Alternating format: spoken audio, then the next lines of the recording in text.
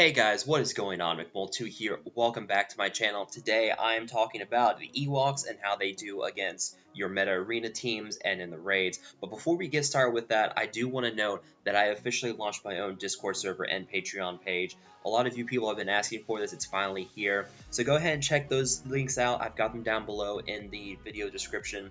You guys don't have to donate. There are some perks there like early access to videos. You can see some of the artwork and then one-on-one Q&A sessions. Whatever you want to donate, that is up to you. But really the only thing that matters to me is that you all continue to watch my videos and you like and you share and you subscribe to my channel. So anything beyond that, that is up to you. It's just me trying to give back to you guys for everything that you've done.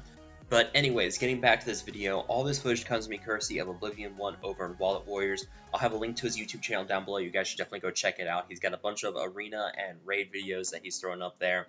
And you can see right now he is fighting a Zeta Qui-Gon Jinn Jedi team. Things are not going so well for his Ewoks. We're going to talk about overall the strengths and weaknesses of this Ewok team and how it does against some of your big meta teams like your Triple Cleanse, the Rise, and the Kenobi lead teams with Zeta-Zarriss in there. And we'll just talk about that, and then we're also going to talk about the raids as well. He was able to supply with some raid footage, so we'll talk in detail about that. So let's go ahead and start breaking it down, and let's talk about the overall strength of the Ewok team versus the other arena meta teams. Now, when it comes to Zetas on this team, Oblivion currently has 3 Zetas on here. He has the Zeta on the leadership ability for Chirpa, so that whenever Ewok allies use a special ability, there is a 60% chance for an Ewok ally to be called in to assist. He also has the Zeta on Wicket, so that whenever Wicket scores a critical hit, all Ewok allies regenerate health and protection. And then finally, he has the Zeta on Paplu, so that whenever Paplu gains a buff, he recovers 5% of his max protection. He does not have the Zeta currently on Logray, where Logray would give health up and healing back to all Ewok allies whenever they score a critical hit. I was talking to him about this. He would probably, if he had to go back, he would probably throw the Zeta on Logray instead of Paplu at the time. But for now, he is content with what he has. And as you will see in these videos, you can see that they're calling a lot of attacks. There's a lot of abilities going on here. And you also see he has things on auto, and you're probably wondering why that is. And this is for a very interesting reason. He runs this on auto so that you can get a good look at how this team will be able to perform on defense as well. So you can see here on auto, they're not doing too good. They're not very bright, and that's usual for your AI. You'll see in some of the later battles, he actually ends up taking it off auto, so you can try and get a concerted player effort to give a more accurate representation of how a player would actually do these fights.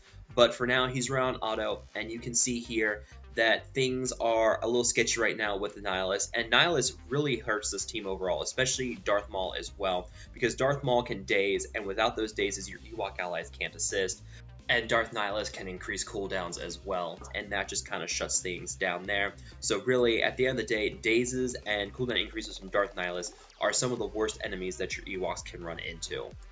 And as you'll see here, even with all the critical hits that Wicket is scoring on this team and helping recover that health and protection, it's really not mattering much at the end of the day, because again, there's just too much going on. There's not any ability to assist, and that's where the strength of Ewoks lie, is in their ability to call for assists. And with those assists, you can spread out buffs thanks to the kits with Wicket and Logray and Paplu, but without their ability to assist, you can't call in the buffs like tenacity up or crit damage up, and without those buffs called in, you're just not going to be able to survive against some of your other characters.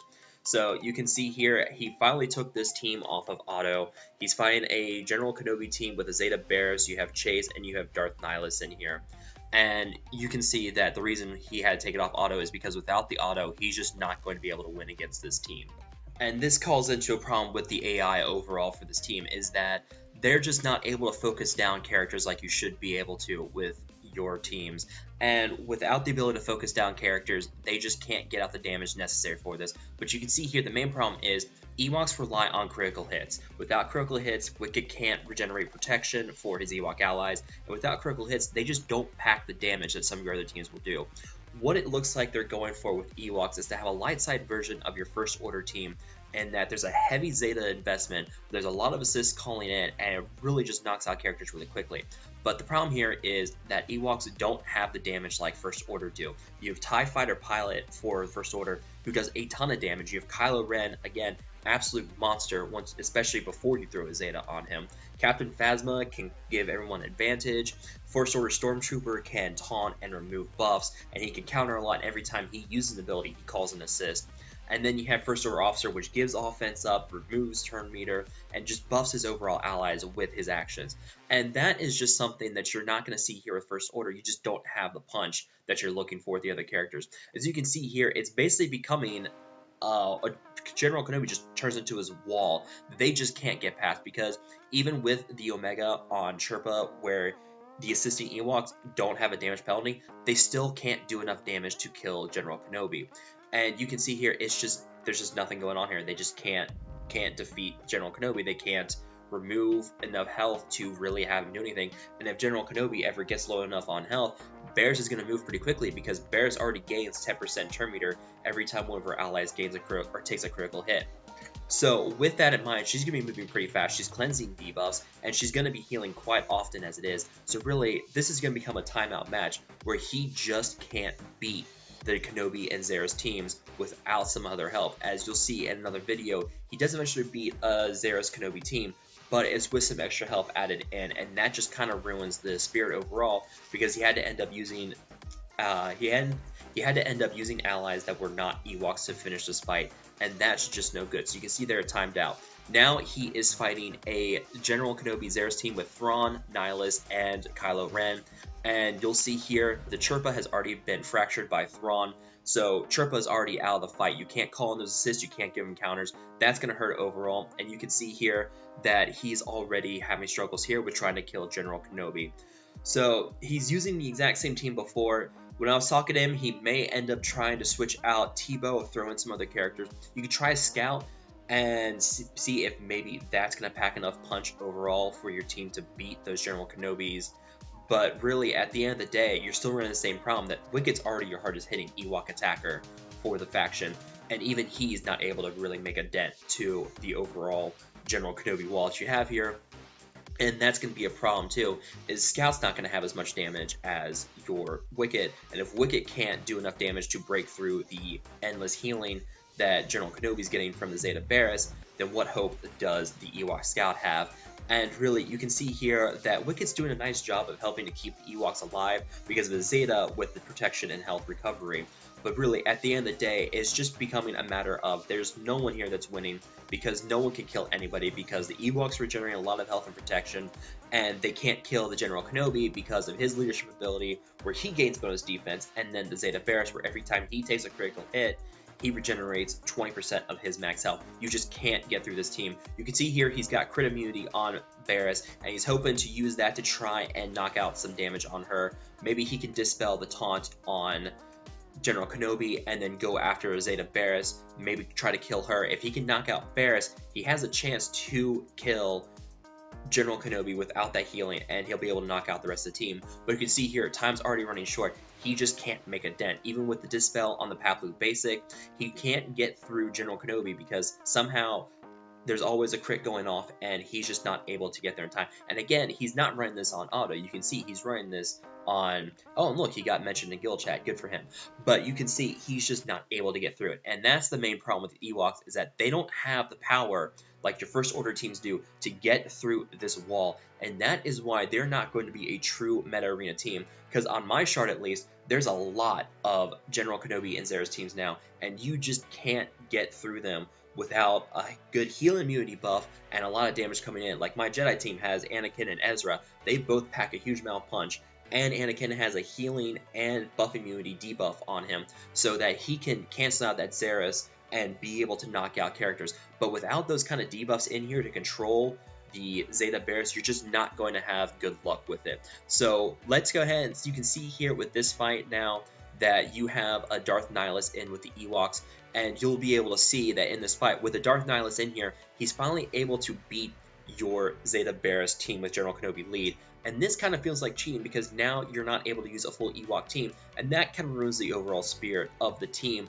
And that's kind of disappointing, because again, now you're having to rely on characters that are already part of the meta, like Darth Nihilus, in order to beat this team. And that's something that's kind of disappointing, because we were promised a team that could actually, you know, beat the meta without having to use characters with the meta. And this is really disappointing because now we are going to have to use characters like Darth Nihilus, or heck, maybe we have to use General Kenobi or Chase to be able to make this team really meta. So you're not looking at a meta team overall for Ewoks, you're looking at some maybe meta characters that are going to have to use other meta characters to actually be a meta team. But one other thing you have to consider here is that the sheer Zeta investment needed for this team is a really big turnout. It's just like First Order, you're going to need a lot of Zetas to make this team do good. And that is hard for a lot of players to swallow because, again, we just have Commander Luke that got announced. He has 3 Zeta abilities on him alone. You're getting reworks for some of the OG Rebel characters that you're going to need to unlock him. There's probably getting more Zetas. So really, it's hard for someone to justify throwing potentially 4 Zetas into an Ewok team to maybe have a chance to fight some of these better teams. So here, now he is fighting a Triple Cleanse team. He's actually going to beat this team really, really quickly. So if you have a lot of Triple Cleanse, Ewoks is a good team to go for here. You can see he's now using Ewok Scout in here instead of Teebo, and that's nice to have because now you're going to have 2 characters that do a lot of damage. But really, the other team is dying really quickly, and that's good to know. But again, going back to the Zeta investment, it's hard for someone to justify throwing potentially 3 or 4 Zetas into an Ewok team to maybe have them compete in the arena when I can use my Jedi team with 2 Zetas on the number crunch for R2 and the Qui-Gon Jinn leadership that can do this and so much more. It can actually beat a Zeta Barriss team with a full Jedi squad with only 2 Zetas, and he can't beat it with 3, and he probably can't beat it with 4 Zetas either. So really, at the end of the day, you're wasting your time going for an Ewok team when there's so much better teams out there like your Jedi or your Rebels or your Triple Cleanse who can do the exact same thing with little or no Zeta investment. And that is why I cannot recommend investing into Ewoks for the arena when you have other teams that can do just as much with so little Zeta investment. Now, when it comes to the raids, you guys are asking about how the Ewoks do in the raid. Oblivion has been testing out as well. He ended up using his Ewoks in Phases 4 and Phase 3 with his Ewok team. He used a Zeta Chirpily. He tried Teebo instead for Phase 3 because of the stealth. Hopefully that would help reduce the amount of counters, but he's not getting as much damage as he would with a Zeta Chirpily. And you'll see in here with Phase 4, he did a pretty decent amount of damage for his first time trying it out. So he's going to keep working on it. He may have to switch around his characters to see what else he can get in here. He was using originally Wicket and Logray and Zeta Chirpily, of course, and a few other characters, but he may end up using in Scout, trying to get some more damage there. But really, at the end of the day, I think that your best overall Ewok team is probably going to be something around a Zeta Chirpa with Logray, Wicket, Scout, and probably Pat Blue because of his speed down. And then finally, you can see some Phase 3 damage here where he's using his Ewoks. He's got a Paplu, Chirpa, Logray, Wicket, and Teebo. He's using Teebo to help remove the turn meter from the B2 to help prevent it from doing counterattacks, and also within the stealth synergies to help reduce turn meter, help it keep from moving, and try to do some damage here. He thinks he can solo Phase 3 with his team. He and I are going to be working on this, see what we can do. So definitely keep an eye out for that. We're going to keep working on this, see what we can get figured out with the Ewoks in the raid. But that is about it for this video, guys. So just to wrap it up, Ewoks, it's a heavy Zeta investment. It's not very good. It's not going to beat your super meta arena teams like your Kenobi-Zarriss teams without outside help like you saw with using Darth Nihilus in there to help beat the Kenobi-Zarriss teams. So it's not going to pack the punch like your First Order teams do, and that's a big shame because they're just not going to be able to do enough damage. So really, I think at the end of the day, if you are a huge fan of Ewoks, that should be about your only reason for going for this Ewok team overall versus some of your other teams that can do the exact same thing with a lot less investment overall. But really, guys, that is about it. I think also you can try using them. They're going to be a decent arena team. I'll show here. I'll put up a screenshot here. He actually soloed the Rancor raid with a full Ewok team. It took him about 25 minutes, so it's not as fast. He had to regulate the stealth with Teebo, so he had to take it off auto at times, but he ran most of the match on auto. But anyways, guys, that is it for this video. If you always have questions, feel free to ask below. Also remember, go check out Oblivion 1's channel as well. But as always, guys, feel free to like and share my videos, subscribe to my channel for more content in the future, and I will talk to you guys later.